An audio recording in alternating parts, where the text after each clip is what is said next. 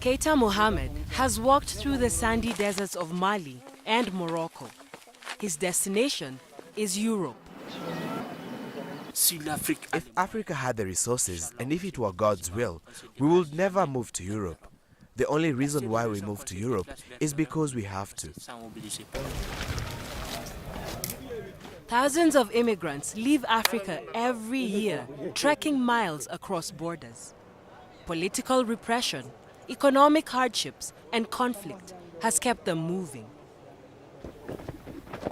At Gurugu Mountain in Morocco, near the Spanish border, many hopeful African immigrants camp for months. They are waiting for the right moment to enter Europe. This 7-meter-high metal fence seems to be the only thing standing in their way of completing the journey.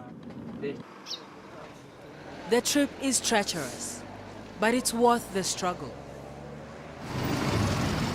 In Niger, the government is busy trying to stem the stream of people. It has equally allowed us to pursue all the people who are in one way or another involved in this traffic. The people smugglers, the corrupt staff in our security and defense forces who are not doing their job and who close their eyes to measures we implemented. And this pursuit continues. The United Nations High Commission for Refugees, or UNHCR, reports that since the start of the year, over 34,800 immigrants from North Africa have moved to Europe. In 2013, they totaled 43,000. Europe and the Middle East are the most popular destinations. The short sea routes connecting the locations make transport easier for them.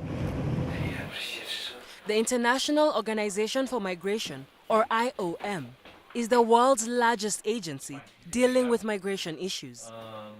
You have people that are moving for purposes of the economics and looking for job opportunities and looking for other employment opportunities in other countries. It would be one driving factor.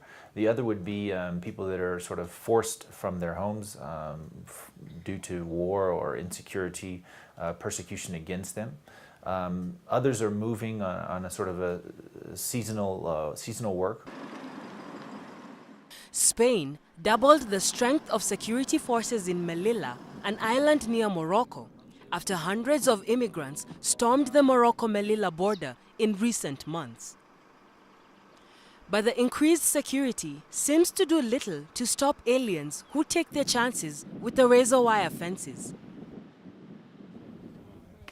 Life on the mountain is hard for Keita and his companions. They lack enough food and shelter, and hygiene is poor. That seems a small price to pay to reach their goal. Economically, logistically, technologically, Europe is very strong. Politically, and I would say even morally, they are ahead. The big problem we have to face is that we don't have resources. Due to the nature of this journey, human traffickers have struck gold. Across the Sahara Desert and in the Mediterranean Sea, the multi-million-dollar business is thriving. They ferry immigrants using underground methods to various destinations. The transport fee is around $1,000 to $3,000 per person.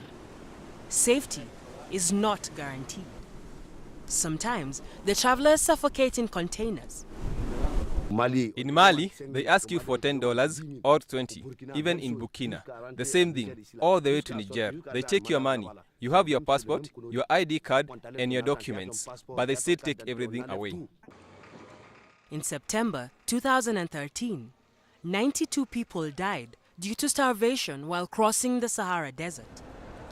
In 2014, the highest death count occurred at Lampedusa when a boat caught fire and capsized. Over 200 people lost their lives. What will it take to stop undocumented immigration? If there were economic opportunities, if there was a job market, or if there were livelihood possibilities to a level that would decrease the mindset of people feeling that they needed to go elsewhere to sustain themselves or their families for their basic human security, then that would decrease the migration and would solve a large part of the problem. Those who make it to Europe have cause for celebration. Once in Melilla, they are free to move and try to make a living by helping people park their vehicles on the streets or clean cars.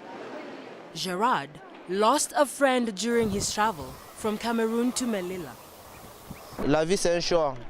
Life is about decisions. Anyone who wants to come to Europe has to think about it very wisely, because you'll meet many difficulties to arrive here, many stages and obstacles. For example, death. For 3 days a week, he comes to play football together with other immigrants, forgetting their troubles for a few hours. If God gives me a chance to be here and I make it to Europe, I will make everything to become a good person for the society. He will continue to see if he will be denied his dream or score his ultimate goal.